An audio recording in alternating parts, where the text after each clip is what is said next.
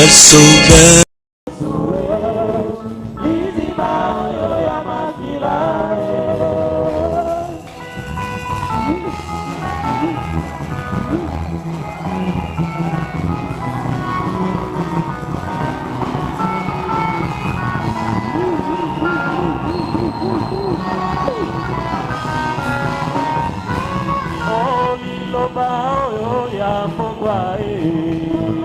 Yago eketo libamosusu, Yago esudo libamosusu, Iziba uyu yamakila, Oimba Iziba uyu yamakila, Yago eketo libamosusu, Yago esudo libamosusu, Iziba uyu yamakila.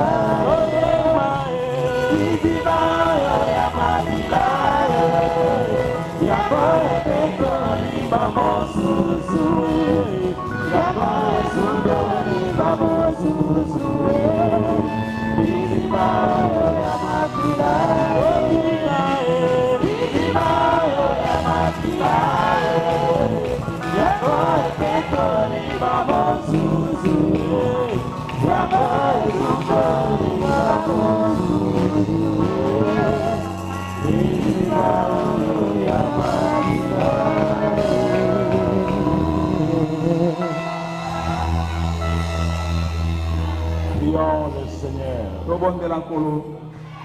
Dieu notre Père Céleste.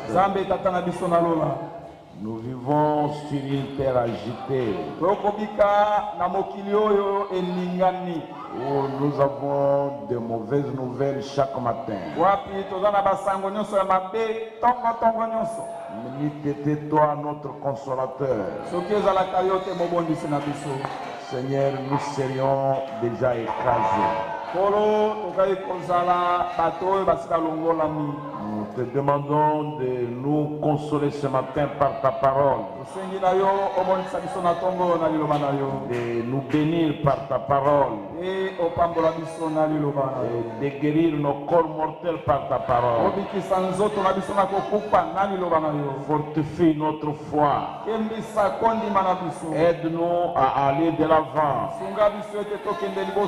parce que les jours sont mauvais. Nous te demandons, Seigneur Jésus, par la parole de Dieu, que tu nous remplisses de la puissance, que tu nous remplisses de l'onction de la parole de Dieu,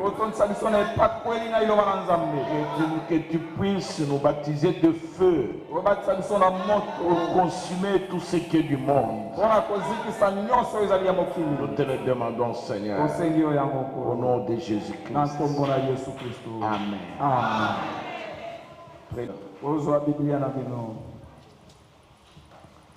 Prenons avec moi dans l'Exode chapitre 11. Et nous avons lu avec vous jeudi passé. Nous avons vu comment Israël, comment l'Égypte avait connu les plaies, c'est-à-dire beaucoup de fléaux avaient frappé l'Égypte à cause de la présence d'Israël en Égypte.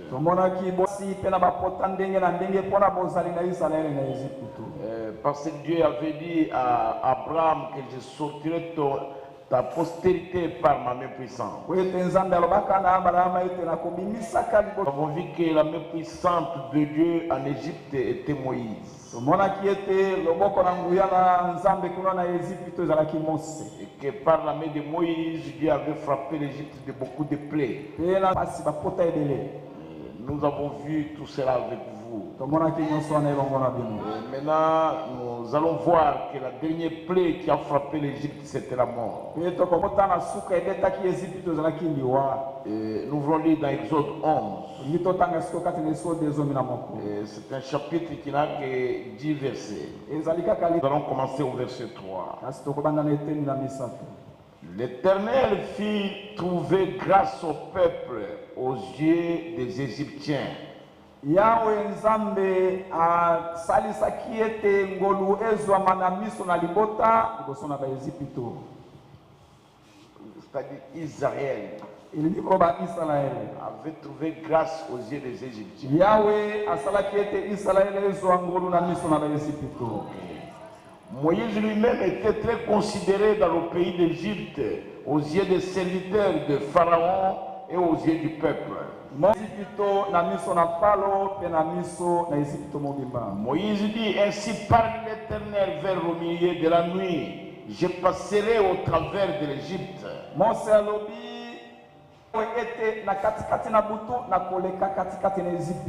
Et tous les premiers-nés mourront dans le pays d'Égypte, depuis le premier-né de Pharaon, assis sur son trône, jusqu'au premier-né de la servante qui est derrière la meule, et jusqu'à tous les premiers-nés des animaux.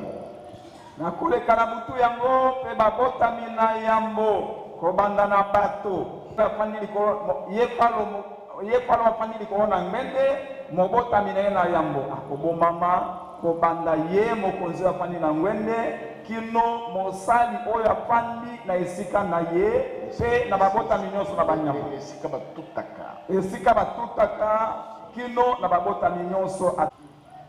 Vraiment. Et il y aura dans tout le pays d'Égypte des grands cris. Tel qu'il n'y en a point eu et qu'il n'y en aura plus de semblable. Mais parmi tous les enfants d'Israël, depuis les hommes jusqu'aux animaux,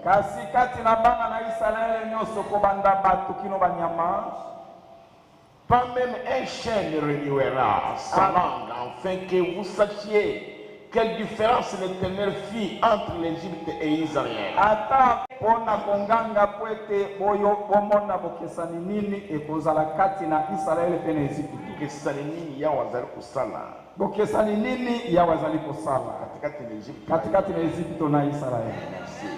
Alors tous les serviteurs que voici descendront vers moi et se prosterneront devant moi en disant, sors, toi et tout le peuple qui s'attache à tes pas.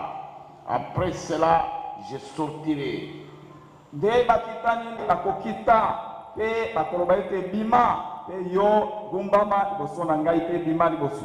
Non, non. Je répète. Alors tous les serviteurs que voici descendront vers moi.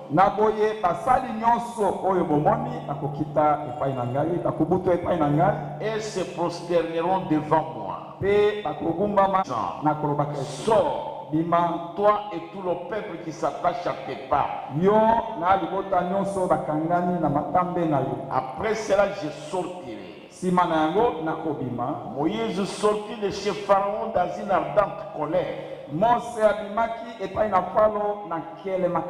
L'Éternel dit à Moïse, Pharaon ne vous écoutera point, afin que mes miracles se multiplient dans le pays d'Égypte. Moïse et Aaron firent tous ces miracles devant Pharaon. L'Éternel endurcit le cœur de Pharaon.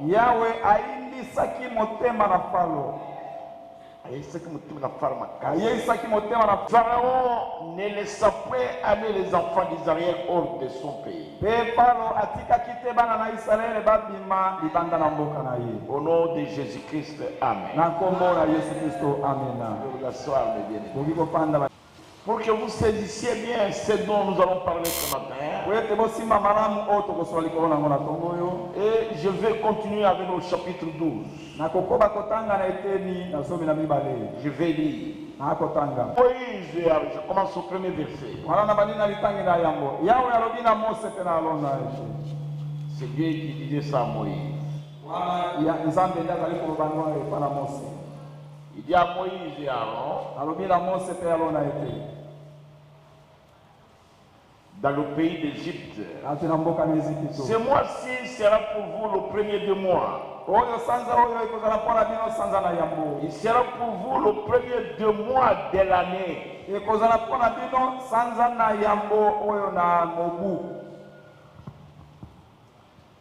Parlez à toute l'assemblée d'Israël et dites le 10e jour de ce mois.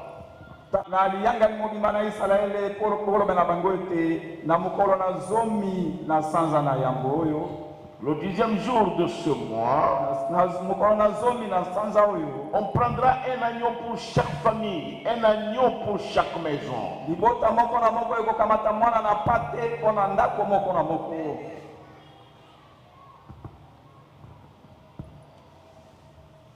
Si la maison est trop peu nombreuse pour un agneau, on le prendra avec son plus proche voisin.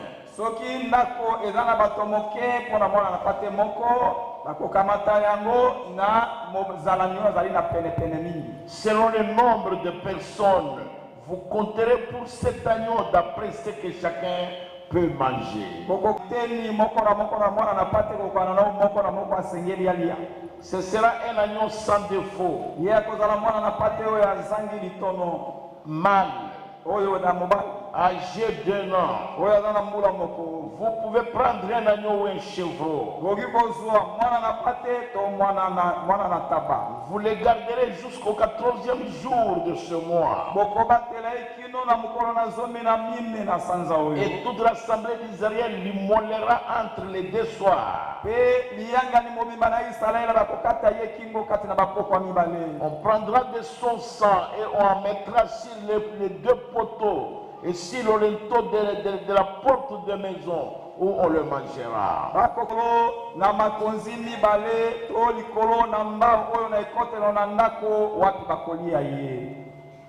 C'est vrai.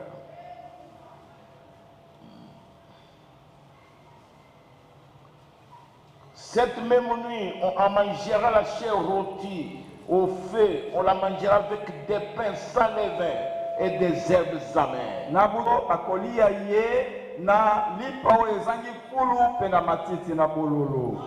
C'est terrible ça. Vous ne le mangerez pas à demi-cuillère bouilli dans l'eau, mais il sera rôti au feu avec la tête, les jambes et l'intérieur. Vous n'en laisserez rien jusqu'au matin. Et s'il reste quelque chose le matin, vous le brûlerez au feu. Quand vous le mangerez, vous aurez vos reins sains, vos souliers aux pieds, et votre bâton à la main. Et vous le mangerez à la hâte. Car c'est la Pâque de l'Éternel. Cette nuit-là, je passerai dans le pays d'Égypte. Et je frapperai tous les premiers du pays d'Égypte. Depuis les hommes jusqu'aux animaux. Ce serait des jugements contre tous les biens de l'Égypte. Je suis l'Éternel. Le sang vous servira de signe sur les maisons où vous serez. Je verrai le sang et je passerai par-dessus. Il n'y aura point de près qui vous détruise. Quand je frapperai le pays d'Égypte, et Dieu bénisse sa parole. Au nom de Jésus-Christ. Nous avons vu ni plaie sur plaie.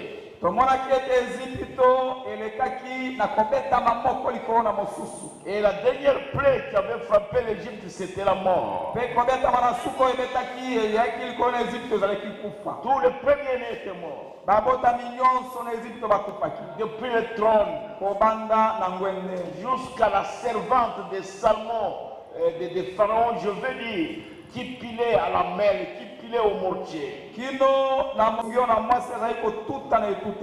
alors jusqu'aux animaux. Et Dieu dit il y aura des cris en Égypte peut-être qu'il n'y en aura jamais eu. Et alors nous voyons que c'était la mort physique. Et les gens sont morts. Et ils étaient morts terriblement. Les plaies qui frappent le monde aujourd'hui, c'est la mort spirituelle dans l'église. La mort spirituelle spirituel dans l'église. Et vous allez remarquer dans l'écriture que c'était les fils qui mouraient. Et aujourd'hui, l'amour spirituel dans l'église, l'église de premier-né, l'église a plus de membres qu'elle n'en a jamais eu comme cela. Plus de membres. L'église a beaucoup plus de membres qu'elle n'en a jamais eu comme ça auparavant. Beaucoup de membres. Cependant, l'église est devenue très faible en esprit.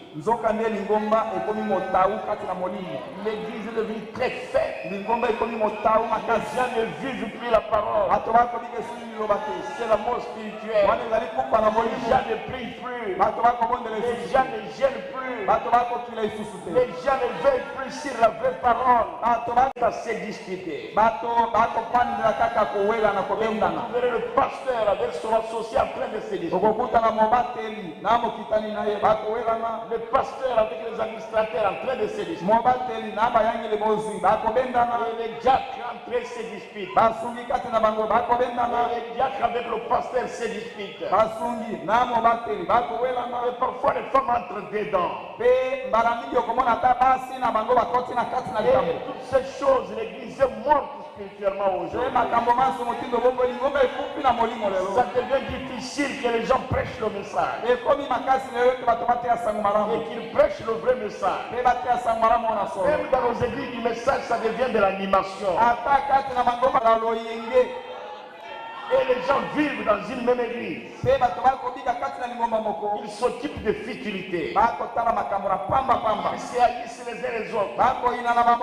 Ça devient difficile que les gens se tolèrent. Et qu'ils puissent se supporter. Ça devient difficile. Ce n'est plus à ce moment-là l'église est morte. Qui va prier pour son frère? Qui va prier pour sa soeur? Et cette soeur-là, on apprend que cette soeur-là, on apprend que cette soeur-là est en difficulté. Nous apprenons. Prions pour elle. Qui va faire ça? Nous apprenons que ce frère-là est malade. Et qui va prier pour lui? Et les gens s'occupent de futilité. Parfois les gens entrent dans des réunions seulement pour se discuter. Au lieu de prier, l'église est morte spirituellement. Les gens cherchent la popularité. Ils cherchent l'honneur. Les gens cherchent... Les gens veulent être unis selon les tribus. Ça ne marche pas, mon frère. Et la mort spirituelle est entrée dans l'église. Et parfois ça commence par nous les dirigeants. Mais avant que la mort ne frappe l'Égypte, avant que cette mort-là s'abatte, Dieu avait fait une issue de secours. Je veux dire, Dieu avait fait un pas mourir. C'est ce que Dieu avait fait. Pourquoi il avait dit à Moïse et Aaron, prenez un agneau. Et ça devrait être un agneau mâle. Il devrait être le premier-né de sa mère. Il devrait être un agneau sans défaut. Écoutez comment Dieu dit cela. Il dit cet agneau-là, vous le prendrez le 10e jour du mois. Vous le prendrez au 10e jour du mois. Et vous allez l'immoler le 14e jour entre les deux soirs.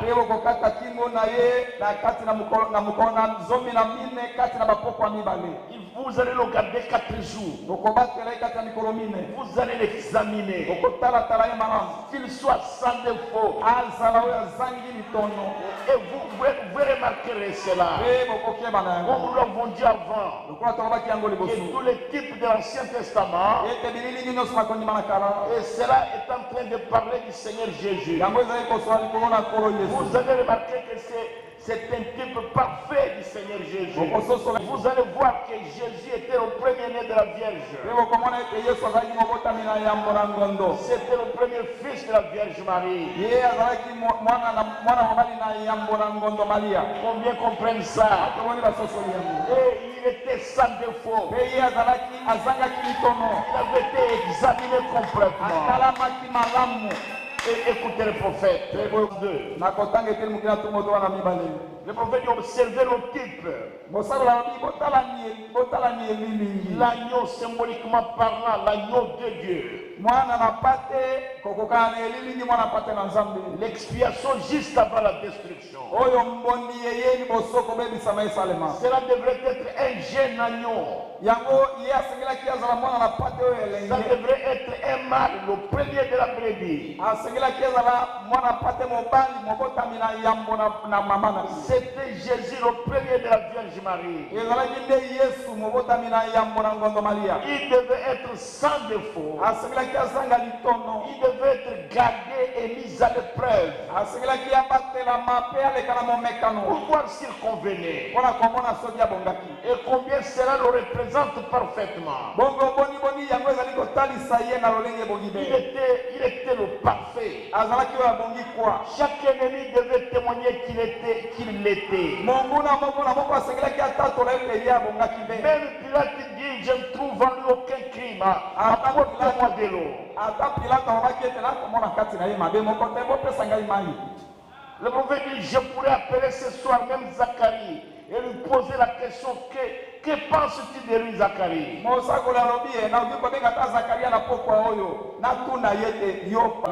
Zacharie donnait la réponse de ce qu'il pense de lui. Il pouvait dire, il dit, c'est la lumière que je vis dans l'obscurité. Il dit ce jour-là, c'était un jour brumeux, sombre. Mais je vis la lumière. Il était apparu le soir. C'était lui, je ne le savais pas. On a appelé Ève pour lui demander. Le prophète dit, Ève dirait c'était la postérité promise par l'entremise de la femme. Et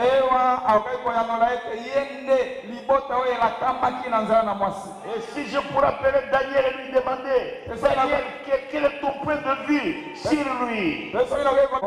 Et si on te demandait de le juger, Daniel, que diras-tu? Daniel dirait, le rocher qui a été détaché de la montagne. Et ça ne secoue d'aucune main. Et si on demande à Isaïe, Isaïe devrait dire, c'est un fils nous est né. Et toute la domination reposera sur ses épaules. Et si on appelait Ézéchiel, Ézéchiel dirait, je l'ai vu, il y avait des nuages qui se déplaçaient sous ses pieds. Et si nous appelions Jean-Baptiste pour lui demander,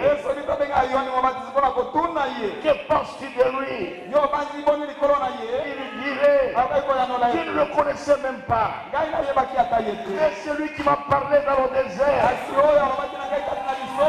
Il m'a dit, celui sur qui tu verras l'esprit descendre et s'arrêter sur lui, il disera du Saint-Esprit et de feu. Et si j'appelais Marie pour lui demander, Marie, que penses-tu de lui? Marie répondrait, je n'avais même pas connu d'homme, mais le Saint-Esprit m'a couverte de son homme. Et il m'a dit, cet enfant qui naîtra de toi sera appelé le Fils du Dieu très haut. Je pourrais appeler toutes les différentes personnes pour leur demander. Je pourrais appeler les Romains pour lui demander qu'est-ce que tu penses de lui. Le Romain dira, j'étais là sur place. C'est moi qui avais pris la lance pour percer ses côtes. Mais quand j'ai vu, quand il a poussé le cri, quand il a dit Père, tout est accompli, la terre a commencé à trembler. Il était véritablement le Fils de Dieu. Et si nous appelons ses ennemis pour témoigner de lui, on appelle Pilate le premier. Pilate, il voulait une faveur politique. Il voulait une faveur politique. Il voulait que le peuple juif l'aime. Il voulait plaire aux juifs. Alors il a jugé toute la nuit. Ils sont restés à deux toute la nuit. Et il n'a donné aucune réponse. Il a gardé le silence. Il est resté tranquille. Et le prophète dit, le silence, c'est l'une des grandes qualités de Dieu.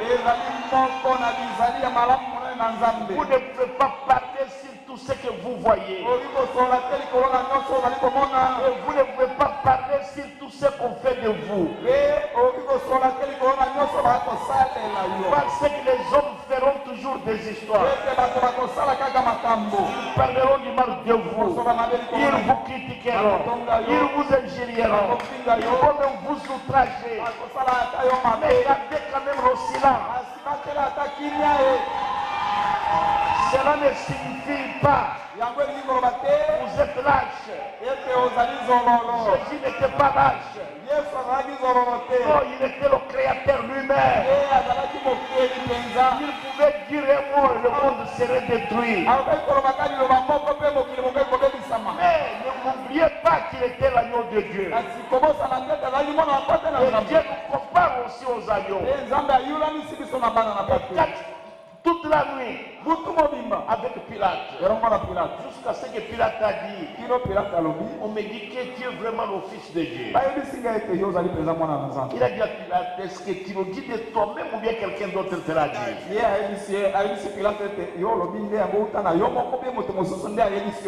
Après Pilate est sorti. Il dit, je ne vois aucun crime.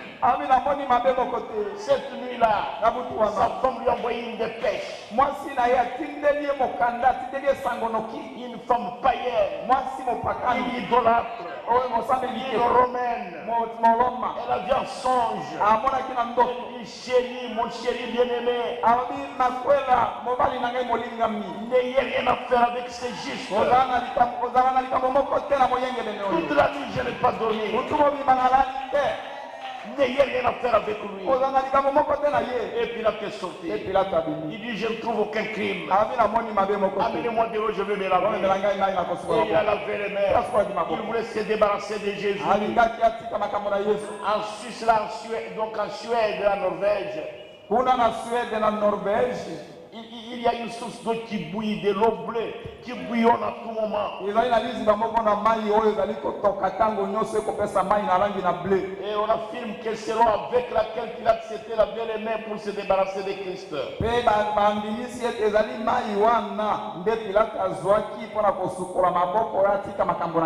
Et il semble qu'il s'était noyé dans cette eau-là. Et on a demandé maintenant au centurion romain qui gardait la tombe, le capitaine qui avait les 100 militaires. On lui a demandé, tu es son ennemi, que penses-tu de lui?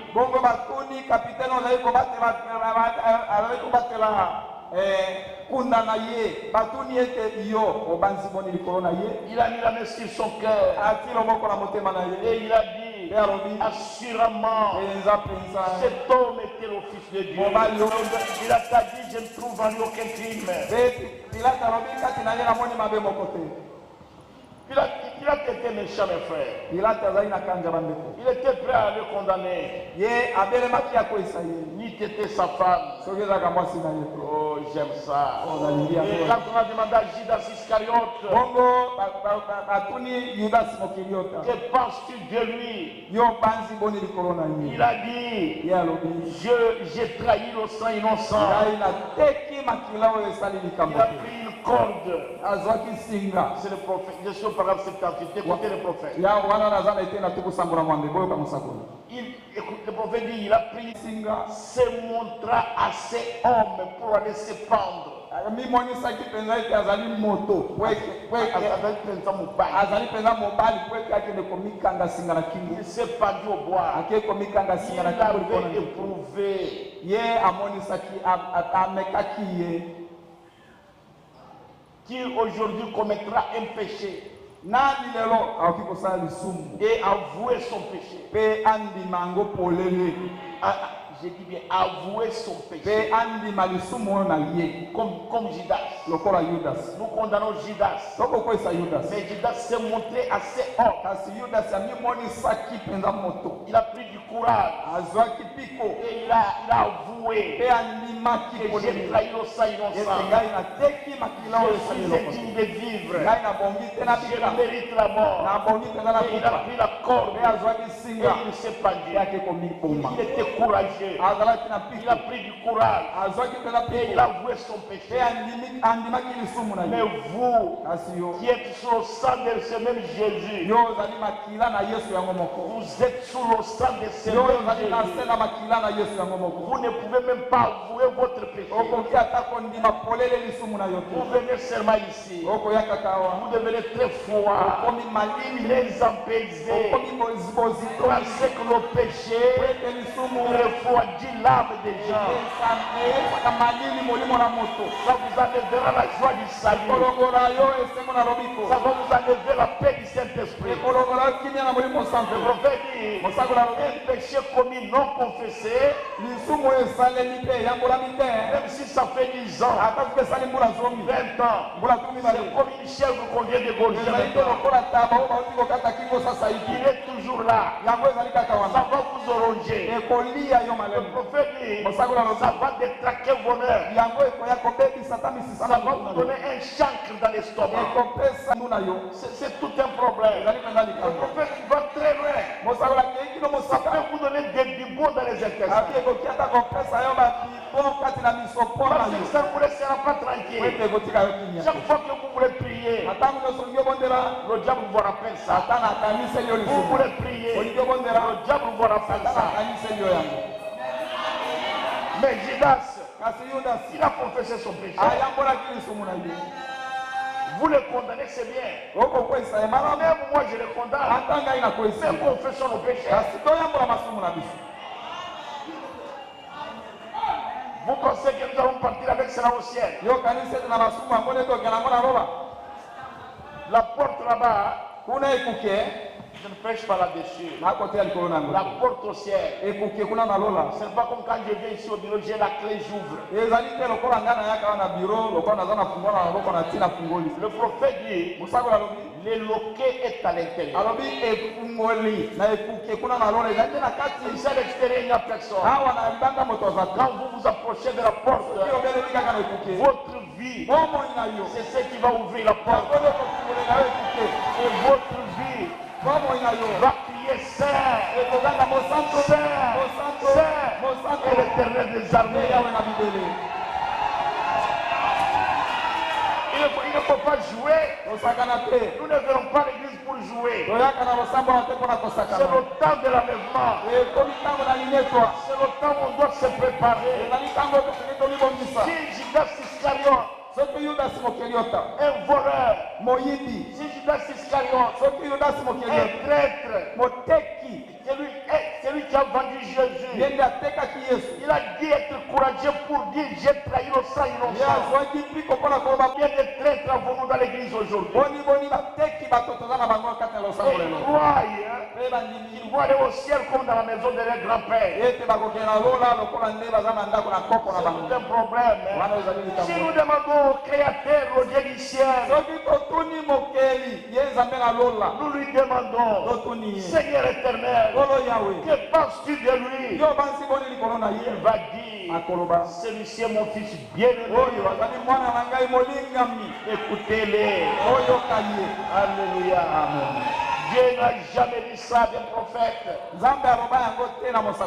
n'a jamais dit ça d'un prédicateur, ou d'un pasteur, ou d'un archevêque, ou d'un pape. Et celui-ci est mon fils bien-aimé, en qui j'ai pris plaisir d'habiter. Écoutez-les.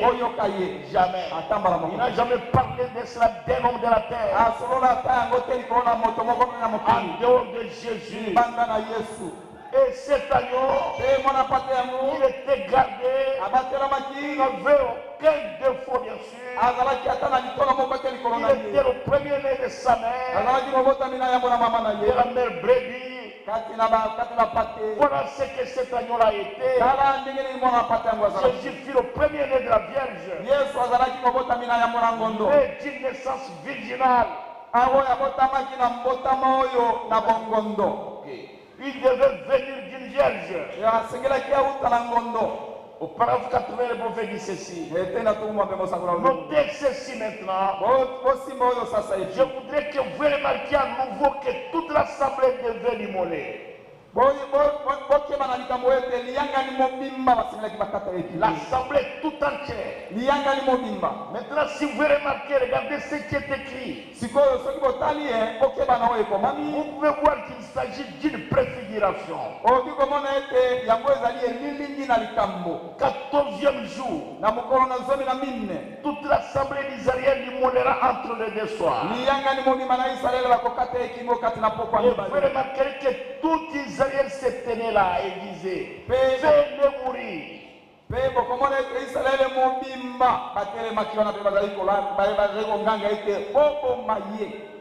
Qu'il soit crucifié. Que son sang retombe sur eux et sur nos enfants. Et tous, des Caïphes jusqu'à la dernière personne, ont témoigné de sa mort. Faites-le mourir. Donne-nous Barnabas. Il mourit à 3 heures du soir. Et ils l'ont tiré ce soir-là. Le prophète dit, comme c'est beau. On l'a immolé. On l'a immolé. Entre les deux soirs. Entre les deux soirs, on l'a immolé. À ce jour-là, il était immolé. Et Israël était présent. Caïphe était là. Tous les sacrificateurs. Le gouverneur romain était témoin. Hérode était témoin. Tout le monde était témoin. Le roi Cécile était témoin. Tout le monde était là. Et on l'a crucifié. Ses disciples étaient là. Marie et Marie de Magdala. Et tout le monde avait suivi. Même la mère de Salomé. Et la mère des fils de Zébédée. Toutes ces femmes étaient là aussi. C'était le frère. On l'a immolé par toute l'assemblée d'Israël pour notre salut. Oh, quelle grâce! Maintenant, suivez bien les Écritures. Je voudrais que vous compreniez les Écritures maintenant. C'est à ce moment-là qu'on a institué la Pâque. Et vous devez faire attention à cela. Vous voyez comment Dieu parle ici. Et on prendra de son sang. On va mettre sur les linteaux de la porte. Et sur les poteaux de la la porte. Où on le mangera. La maison, on devait manger l'agneau. Il fallait que le sang soit là. Sur les linteaux. Et sur le poteau. Et le prophète dit c'est la croix. Et Dieu leur dit ceci. La nuit on mangera la chair.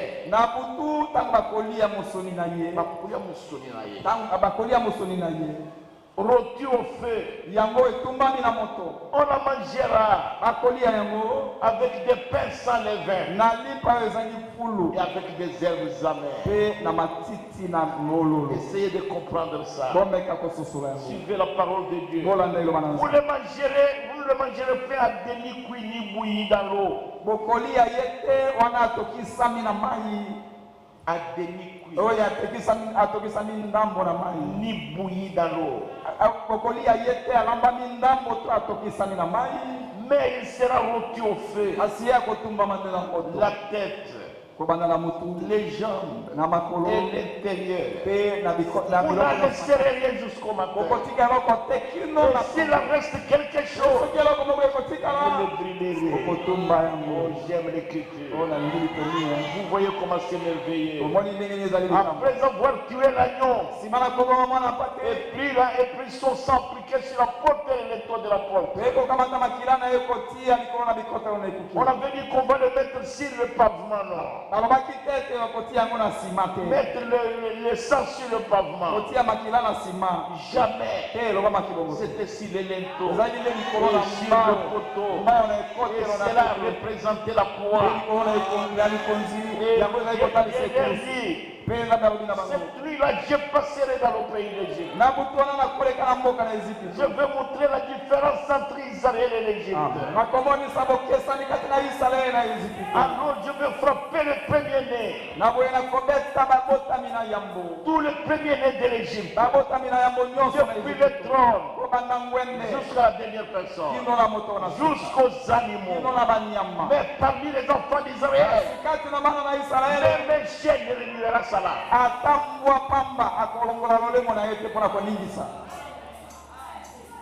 Il dit ce sera la différence que je vais faire entre Israël et l'Égypte. Écoutez le prophète à la fin du paragraphe 83.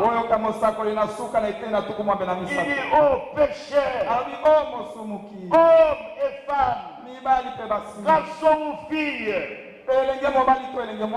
laissez cela pénétrer votre cœur pécheur. On est juste avant la venue de Christ. C'est le moment de nous considérer, de nous examiner nous-mêmes, observer. Mon frère, ma soeur, moi je ne vous dis pas que vous êtes pécheur. C'est le moment, ma soeur, que vous devez vous considérer vous-même. Ne regardez pas moi, ne regardez pas votre frère, ne regardez même pas votre mari. Considérez-vous vous-même. C'est le moment de vous considérer vous-même. Prédicateur, c'est le moment de vous considérer vous-même. Parce que le Seigneur vient bientôt. La mort est en train de frapper les églises. Les gens sont en train de mourir spirituellement. Il y a les gens qui sont dans les églises du message. Les gens qui sont dans les églises du message, qui n'écouteront jamais le son de la trompette. Parce qu'ils sont déjà morts. Spirituellement, ce sont des souches. Ils vont nécessairement rester. C'est votre problème, mon frère. Maintenant, il était immolé le soir. L'agneau est amené à l'intérieur de la maison. Il était rôti. Le prophète dit c'est le type de la communion. Quand ils entraient dans cette maison, on n'en sortait plus jusqu'au matin. Parce qu'ils étaient sous le sang. J'espère que vous saisissez ceci maintenant. Et restez là sous le sang. Venez sous le sang. Nelou Yirila peut venir à la fenêtre. Nelou Yirila.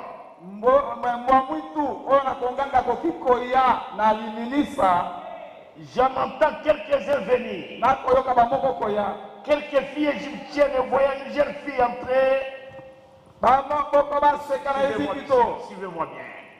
Quand ils sont entrés sous le sang, c'était fini. Il n'y avait personne qui entrait sous le sang. Et puis après cette nuit-là, il sort. Ou après avoir mangé l'agneau, vers minuit, ou vers 2h du matin, ou vers 23h, il sort. Il n'y en avait pas. Une fois quelqu'un entrait là, que la porte était fermée, que le sang était là, on ne sortait plus. C'est aujourd'hui. Les gens ne connaissent même pas le message de l'heure. C'est le sang de Jésus-Christ. Les gens ne savent pas. C'est pourquoi les gens viennent dans le message. Ils créent des problèmes. Il sort comme il veut. Il fait ce qu'il veut. Ce n'était pas comme ça. Ils arrivent sous le sang. Ils tremblaient. Demandez-moi pourquoi ils tremblaient. Parce qu'à l'extérieur, il y avait des cris. Ils sont entrés là. Ils ne sortaient plus. Une fille égyptienne pouvait venir et dire, Marthe mon amie, alors c'est maintenant le temps où nous allons dans les films. Elle lui disait non. Marthe, je ne viendrai pas. Je suis sous le sang. Un garçon égyptien pouvait venir après son ami. Il lui dit André, alors maintenant c'est le temps où nous jouons la carte. C'est le temps où nous jouons au Paris Foot. Parce que Michel, j'apprends en dehors de Paris Foot, il y a un autre jeu qui est sorti. On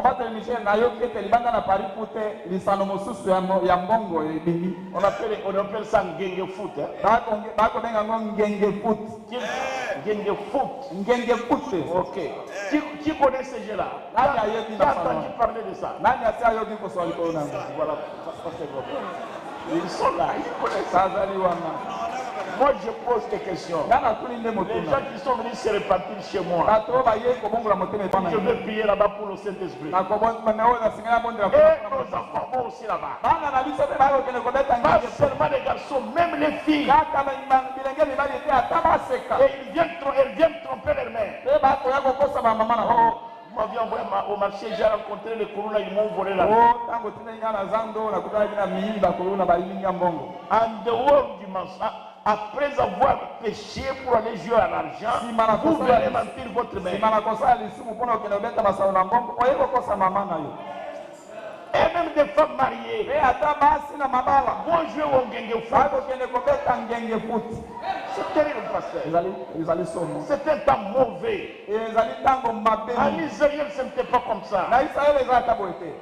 Dès qu'ils entraient sous le sang, personne ne sortait. Parce qu'ils savaient que ce sang ici, qui est sur le dos, c'est leur protection. Et je te dis ce matin, mon frère, je te dis ma soeur, le message de l'heure, c'est notre protection. Le message de l'heure, c'est notre protection. C'est ce qui nous donne la force. C'est ce qui nous donne du courage. Quels que soient les problèmes. Quand le monde nous hait, quand le monde nous dédaigne,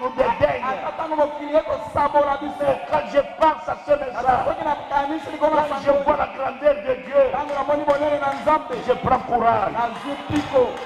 Amen. Qui ne sautait plus sous le sang? Quelqu'un qui était sous le sang, il n'avait plus le désir d'aller jouer au pari foot, aller boire, aller fumer, faire trois frères. Trois frères, quatre frères, assis, en train de critiquer. Trois sœurs, assises, en train de parler du mal. Est-ce qu'elles sont sous le sang? Quelqu'un qui est sous le sang ne s'occupe de rien. À ce moment-là, le père de la famille, il était le sacrificateur. Il devrait surveiller sa maison. J'aime ça. Laissez-moi lire ça. Paragraphe 86. 87, je vais dire. 87. Autrefois, le père était le sacrificateur de la maison. Dans le vieux sanctuaire. Le père a toujours été le sacrificateur. Non, non. Le père, venez lire ça, venez. Lisez 87. Autrefois, le père était le sacrificateur de la maison dans le vieux sanctuaire. Le père, Tata, le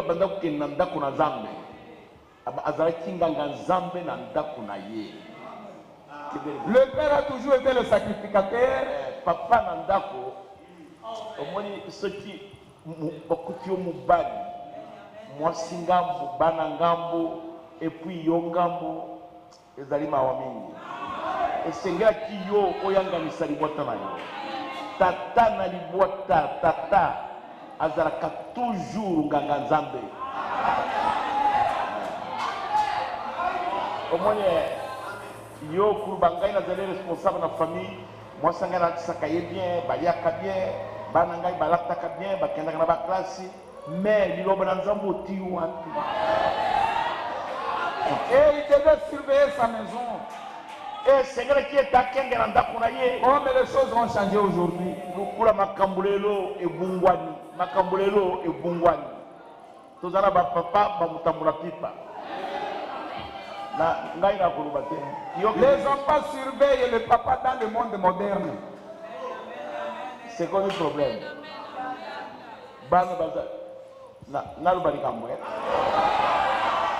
Siko medecin moko azali kutala na nazali kulubana yo nazali kulubana baserte nazali kulubana yo sikoyo medecin moko aboti bana na ye alors mwana ye amwasi akoli abandi kutanga medecin wana abima boye azungi kaka ba 2h du matin ba 3h du matin mama na bana tuna ye okendaka wapi wana takila ba malade na hôpital nazali kiboyi na boye kaka hôpital. Moi, si je suis à l'hôpital, il a remplacé un gars. Est-ce que Nazareth a un problème? Moi, ça va dire que moi, je suis à 2h du matin.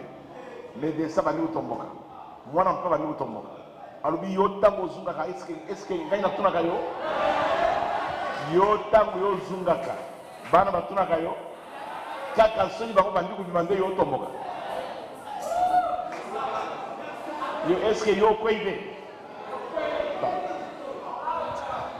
mais le père devait surveiller sa maison. Est-ce que ngela kitata kengela ndako na ye il tua l'agneau et prit l'hysope et l'appliqua sur les portes. Abumaki abu mwana na pate akamatiri titiwana oya bololo atira makila pakuli awa apakuni abitutu ale apakua kusili bota na ilanda ko pafandi et cela constituait leur protection. Yango ndeza ki kubatela mana bango kaka makiwa na tia kinde ka kubatela mana bango na mutima na ngai na tombo ya toni ne sengo parce que la zana message ezali makila na Kristo yango ezali kubatela mana ngai bien et il restait à l'intérieur. Bongo bazaki kutikala na katikati. Je vois les autres passer, faire la fête, se comporter mal et dire regardez cette bande de fanatiques. avec du sang et du vieux mouton. Et du vieux mouton, par cette formule de passe-passe, que quelque chose va arriver.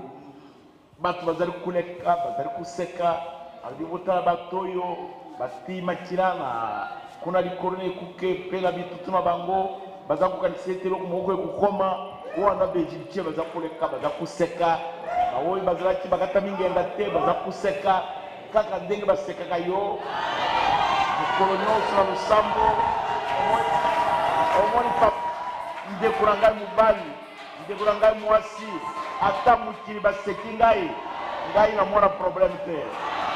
Misu na ngai nazali kutala kuna Yesu azali. Mukire bandako yake mukire zakani remerciement te. Musicien moko ayembaki. Albi nzoto na atisio bilambi ya mutuya. Na pesio miri kombeli. Na sumu yo musunolie. Menzoto atama tonji mukete. Soki tofunguli mabele totuni yango mabele ekusorola mingi Mobutu adawa na kadide Mobutu adalde kadile pera dawa te papa na Tshisekedi adawa te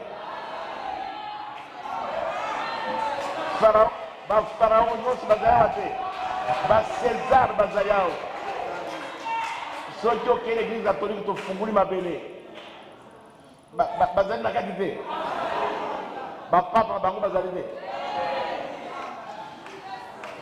mais cela arriva. Pourquoi Dieu l'avait dit?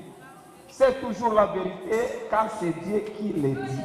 Omoli mon frère. Et kokoma. Omoli. Ata batu basekili solelo mais elle a kana nzambe et kukoka parce que nzambe ngalobaki yango. Ezali solo nzambasi alobaki yango ekukoma omoni bazalaki na masera makila bazalaki ata na mposa moke ya kobima te po ete bazalaki kati na makila. C'est pourquoi vous voyez la Bible dire quelque chose. Il n'y a aucune condamnation pour tous ceux qui sont en Jésus-Christ, qui sont entrés par la porte. Il n'y a plus de condamnation. Il n'y en a pas, mon frère. Moi, je me sens très bien. Je suis en Jésus-Christ. Je suis un homme.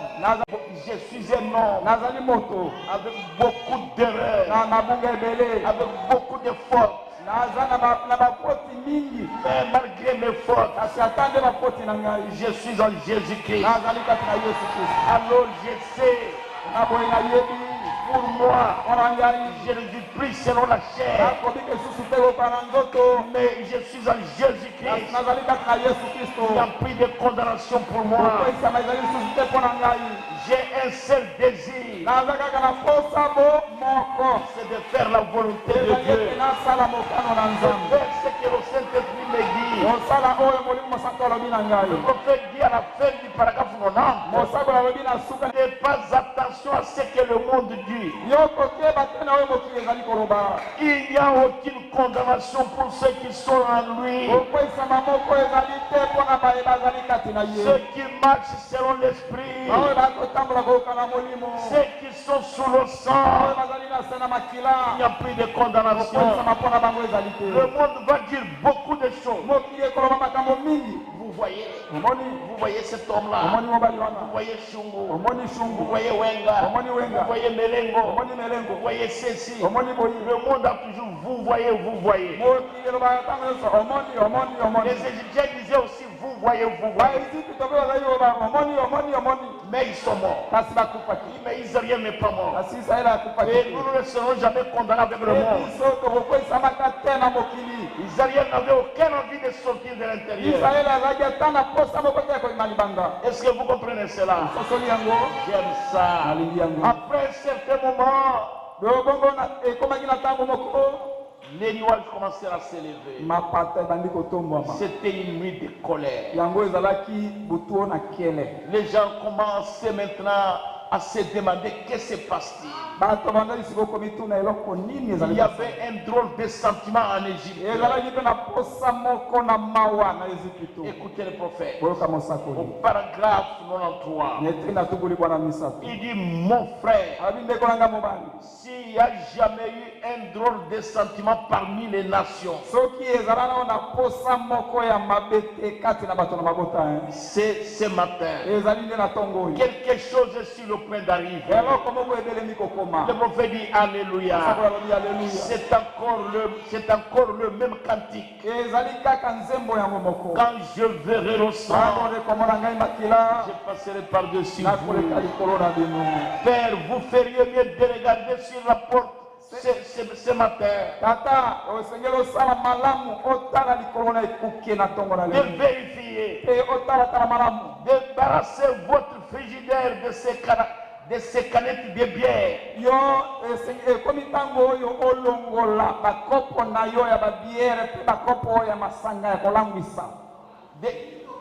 Jetez ces jets de cartes par la porte. Organisez une réunion de prière dans votre maison. Vous pourriez être un diacre. Vous pourriez être un diacre. Vous pourriez être un administrateur. Vous pourriez être ceci ou cela. Mais regardez, c'est dont nous avons besoin aujourd'hui. C'est des réveils à l'ancienne mode. Envoyés de Dieu, convoqués par le Saint-Esprit, et qui redresse la maison, c'est vrai.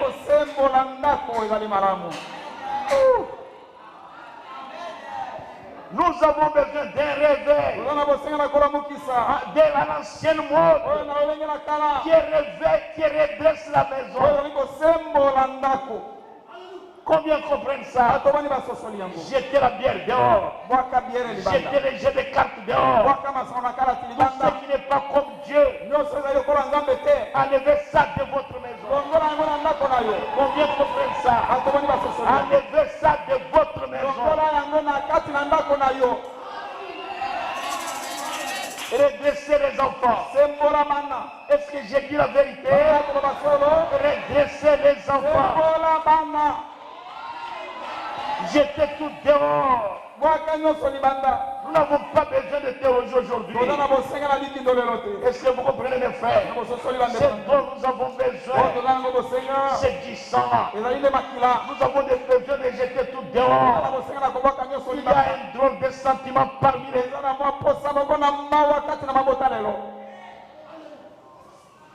le roi. Paul, quand il était devant le roi Agrippa, il a dit, je sers le Dieu de mes pères selon ce qu'on appelle une secte, une hérésie. Une hérésie. Mais je suis sous le sang. Le diable peut dire tout ce qu'il veut. Il ne nous aura jamais. Ne dites pas au diable Maï. C'est vous qui êtes allé vers le diable. La Bible dit vous êtes morts. Votre vie est cachée en Christ. Est cachée en Dieu. Par Christ. C'est le par le Saint-Esprit. Pourquoi le diable pourrait-il vous avoir? C'est vous qui êtes sortis. C'est vrai. Le diable ne vous a jamais eu. C'est vous qui êtes allé vers le diable. Est-ce que vous comprenez, mes frères? C'est terrible ça, mes frères. Je vais m'arrêter là-bas. Pour laisser Israël, nous allons les laisser dans la maison. Aujourd'hui, mardi. Demain, le lendemain, nous allons les sortir de la maison. Nous allons les voir sortir sous le sang. Et nous allons les accompagner.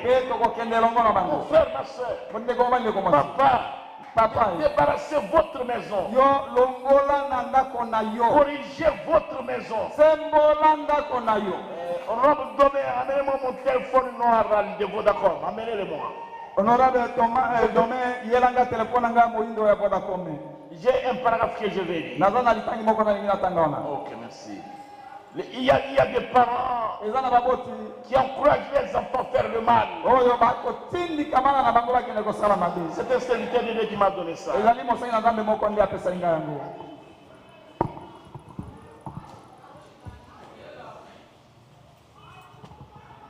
Laissez-moi vous donner ça. Je vais vous les donner. Vous devez n'encourager pas vos enfants à faire le mal. Ne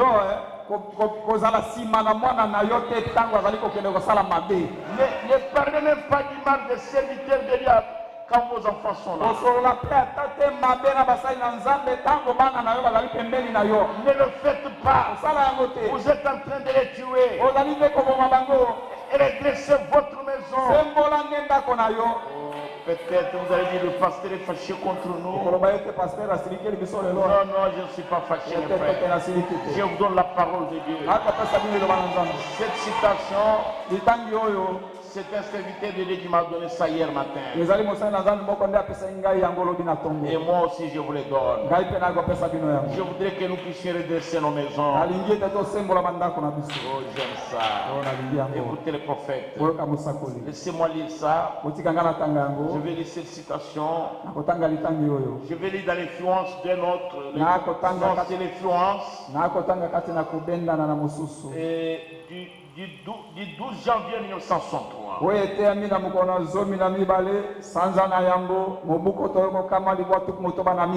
C'est le prophète qui parle. Je vais lire ça. Vous savez, paragraphe 13 jusqu'à 16. Vous savez, il y a tant de personnes parmi nous. La plupart d'entre nous tous, nous influençons quelqu'un par ce que nous faisons.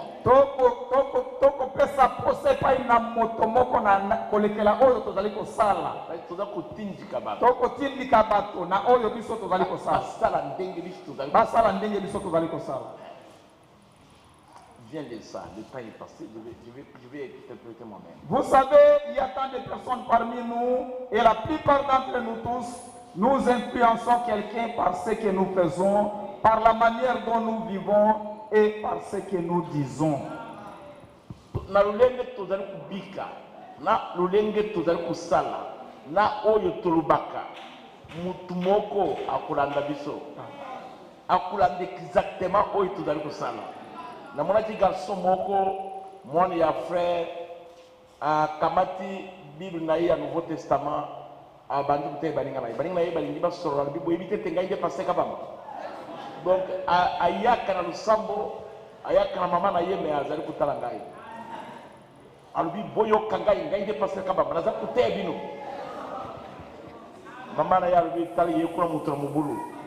Alubi ngai mama ngai inde passé kabamba. Omoni azali kulanda makambo tozali kusala tozali kuluba bomo yo tozali kubika bato bazali kutala yokotu. Nous influençons quelqu'un observe votre vie.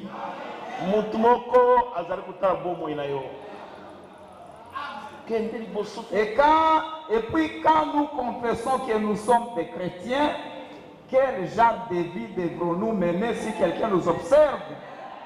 Bongo tangu yo papa na mama bolibiete bozali ba Kristo bomo inini esingeli kete tobika tangu bato bazali kutala biso na kisangani aho tozaki na ndeko na biso moko soki okeye epai na ye okuti afanya bamisela be bazali komela biere ezali kamonene omoni. Bon, continuez. Et la vie que vous menez exerce une influence sur quelqu'un qui pourrait, 3 points de suspension, sa destinée éternelle reposera sur la manière dont vous vivez et les choses que vous faites, car il vous observe. Omoni lulengo za kubika na lulengo yo zali kusala e kumema bomo ina mututi kumema ye to na lifero to na lola kaka na lulengo yo zali kubika sugana likambwana e kule kamboni bana nayo Et dans notre texte ce matin, l'influence, nous voyons que ce roi Osias exerçait une grande influence sur le jeune prophète Esaïe. De son côté, était un prophète confirmé et distingué de son temps. Bongo na litangi la biso na tongo na lelo tomoni ete mukonzi Osias azalaki na nguya makasi bomo ya azali kubika likolo elenge musakuli Isaya oyo azalaki musakuli penza njimisami na Nzambe. Il exerçait une grande influence sur Isaïe. Azalaki penza na nguya ya kutindika munene likolo na Isaya. Eh bien, nous voyons qu'Osias était appelé pour être roi à l'âge d'environ 16 ans après la mort de son père. Tomoni Osias abianga makieta zara mukunzi pere na mbula zoni na mutuba sima na kufa na papa na ye. Et son père fit un croyant affermi, sa mère aussi fit une très brave femme.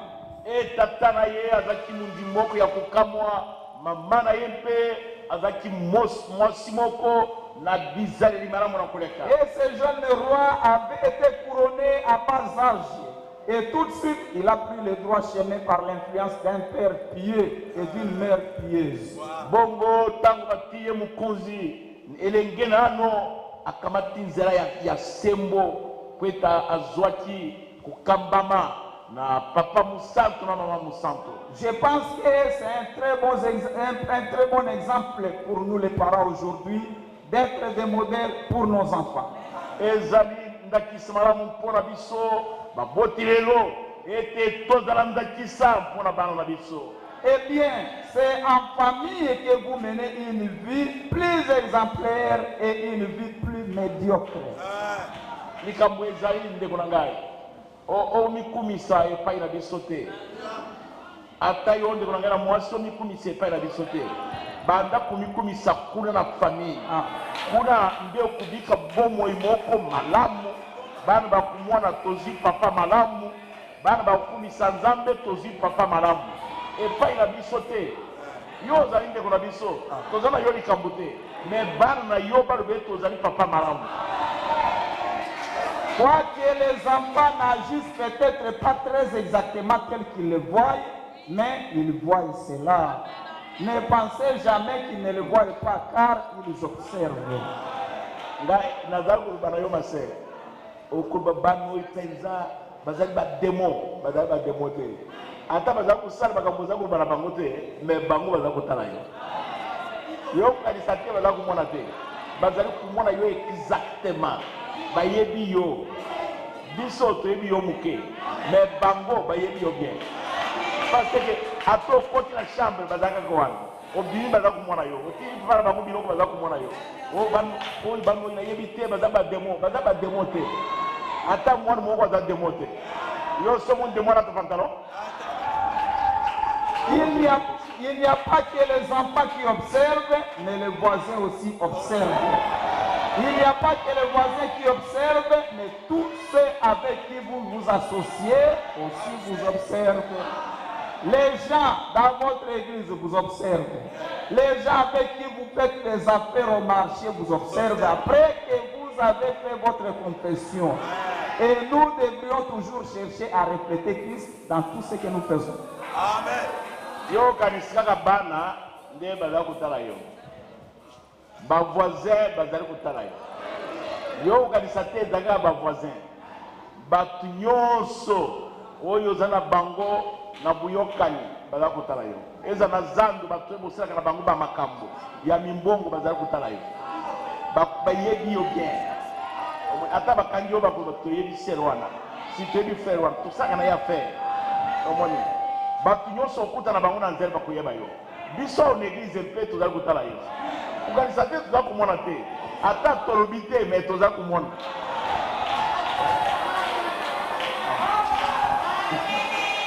Je connais une petite devise que j'ai accrochée chez moi il y a beaucoup d'années. Je l'ai eu un jour au tabernacle de Billy Sandy, au cours d'une réunion à Winona Lake. Et je l'ai tellement appréciée que j'ai prise et je l'ai accrochée dans ma maison. Je l'ai gardée jusqu'à ce qu'elle s'est pratiquement abîmée. Elle disait quelque chose comme ceci.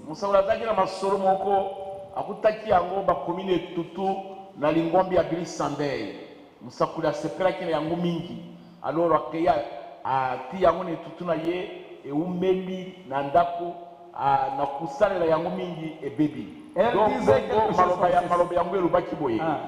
N'allez à aucun endroit où vous ne seriez, où vous n'aimeriez pas qu'on vous trouve si Jésus venait. Et ne dites rien que vous n'aimeriez, en d'autres termes, tout ce que vous faites. Ne dites rien que vous n'aimeriez pas être en train de dire si Jésus venait. Et il y avait encore toute une suite de choses. C'est que, en d'autres termes, tout ce que vous faites, ou tout ce que vous dites, ou tout acte que vous posez, ne le faites pas si vous ne voulez pas qu'on vous trouve dans cette position lorsque Jésus viendra. Si seulement nous pouvions faire cela, je suis certain que nous exercerions une grande influence sur nos collaborateurs. Kende ne sikate oyo kulingate yeso okuta yokuna lubampe lokote oyo kulingate yeso okuta yota ngwa kuya ozaru kuluba yango mpe yo sala likambute oyo kulingate yeso tangwa kuya kuti ozaru kusala yango musakula biso ki to kusala bongo to kuzala na nguya makasi likorona batu oyo tozana bango en contact. Bato nyonso tokuta karabango soki to selma kambongo na kubanga ka Yesu to kuzana nguya makasi. Paragraphe 16. Il y a deux manières de faire toutes choses. C'est la bonne ou la mauvaise.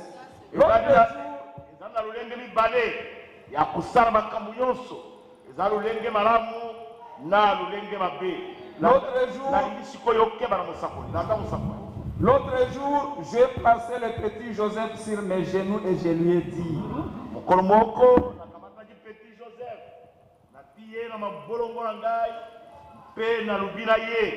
il a 8 ans et un petit garçon lui avait marché sur les orteils. Et lui et ce petit garçon se sont battus. Je lui ai donc dit, Joseph, ne fais pas cela. Na misapi ya matambe na Joseph ya Febranam anyati bongo Joseph na garçon na babetani tangu Joseph azongi papa na yakamati akumbia na mabolongo na ye alubina ye Joseph usala bongo te. Il a dit, mais papa, il a fait telle et telle chose. Bongo Joseph alubina papa na ye sa salinga boya salinga pebo. J'ai dit, mais peu importe, voyez-vous, peu importe ce qu'il a fait, souviens-toi simplement, Joseph. Aimes-tu ton père? Il a dit, oui, papa. Alors, il a salini Joseph. Joseph yo kanisanani. Est-ce qu'on dit papa na yo? Joseph lui papa na yo. J'ai dit, alors souviens-toi que les gens observent ta vie, sachant que tu es un fils d'un prédicateur. Et là, les gars, oyeba maramu batu bazali kutala vina yo na kuyeba kete ozali mwana ya mutei ata yo ndeko nanga ya mwasi batu bayebi ete ozali mwasi ya mutei batu bazali kutala vina yo bazali kutala vina ngai bayebi ete nazali mutei ata mitiku mibumba na ata jini nanga ya kaki tokenda na docteur alo na bank nazali na carte na lingina retire mbongo tukuti basi mbali kuna batelemi kaka wana oyo mutu ya sécurité ya Rabank albi bolekisa pasteur ngai nayebi ata ye te sikoyo garso moko ye aleki liboso na ngai albi ngai nayeki awa liboso ntango balekaki awa bakotaki awa namonaki bango docteur alo honorable albi na ye te tikana na pasteur asala tokende alubi non jamais pembe na ngai ezali na mwasi moko amimaki alati babiju oyo mosusu amimaki alati babiju balobi na ye yo ozala somo te tika pasteur aleka liboso na ye ameki kodiskute mwasi wana ainsiste ngai nazala koyeba te nzoka nde basi wana bayebi ngai Finalement, moi, c'est mon balobi na ye, c'est pas ça que bambouane. Ngai na yebi yete, na yebi mpe bangote. Oyebaka. Et puis, si tu fais quelque chose de mal, alors ils diront, est-ce que ce prédicateur permet à son enfant de faire une telle chose? Si tu as conseillé l'eau ya mabe, balbien ce que prédicateur oyo albina mwana ya sala kakabongo, attending to zana losambo boy. Ba moni yo ke na zando, ale ba yanuli yo mabela ndenge basi azando bazana tobia. Boye ni tobia. Bazana tobia, bazana monoko mabe. Ezalo ko bato batyanyi bangunye ina monoko alinga sanza yango. Sikoyi balu bakamabe. Yo ke kuswana kuna bakuba uyi mwana mukisala on va ko assembler. Immédiatement bakutaka kombora ngai. Sel mo wa ngai kumbunda na lusi, sel mo wa ngai kumbunda kuna mwasi moko alubina ye aki kumbunda na zandu. Mwasi moko afandi na nse alubi passe kabamba azali kupasuka panzi pamba. Eh bien, nous savons qu'ils le font de toutes les façons. Toutefois, nous le savons. En tant que chrétiens, nous savons que nous essayons d'élever nos enfants correctement. Mais c'est une bonne chose que de garder cela devant eux tout le temps, de faire ce qui est juste.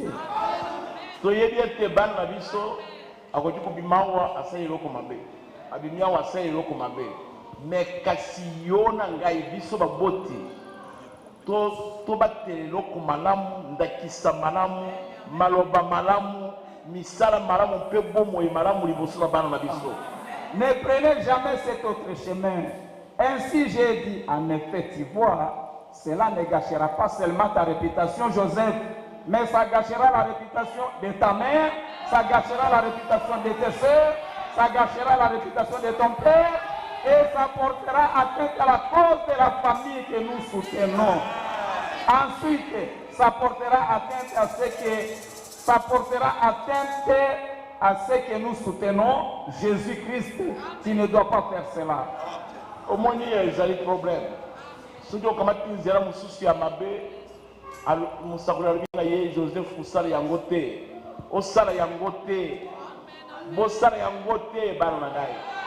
Ata mutu afinyo atumuni yo kuyandula te omoni ekubebisa kaka lukumu na yo te ekubebisa lukumu na papa na yo lukumu ya mama na yo lukumu ya eloko oyo tozali kubatela yango lukumu ya liyoba na nzambe ekufingisa mpe ngai paster na yo omoni ekufingisa badiakre na yo ekufingisa paster na yo ekufingisa paster Michel Ngolazali awa bakulu bazali kumona pasi ya pamba mwasi ya zando alubi na se paster babiko na kufa tu bule ekufingisa yo ekufingisa ngai ekufingisa Yesu akuyoka soni. J'ai dit, notre Seigneur nous a dit que si quelqu'un nous frappe sur une joue, présentons-lui simplement l'autre. Bien sûr, pour commencer, c'est un peu difficile pour un petit garçon d'un tempérament colérique de penser à de telles choses. Mais de toute façon, placez la chose devant lui, voyez-vous, pour qu'il ne fasse pas cela. Au moins le problème, moi, je vous amène à ma vie dans le oyebi bien yonde mama na ye yonde papa na ye mais tia liboso mwana wana eloko ya malamu ete abima te libanda na makila asala eloko ya mabete abima te ekubebisa lukumu na lingomba ekubebisa lukumu na ye lukumu ya papa lukumu ya mama musakula libi Samson tango abimi akende kubala Delila musakula libi Samson adesi sa mère. Samson a eu qui s'est monté ma maman. Samson a décidé son père. A eu qui s'est monté ma papa. Samson a décidé. Samson a eu qui s'est qui l'église d'Israël. Monté ma lingoma na Israël. Et Samson avait décidé. Et Samson a tungi saki nzambe. Ça va porter atteinte à la réputation. Yango ekomema lokumu mabe likolo na biso. Ça va porter atteinte à la réputation de l'église. Sur le pasteur, sur nos diacres, sur nos administrateurs. Quel genre d'enfants nous avons dans l'église?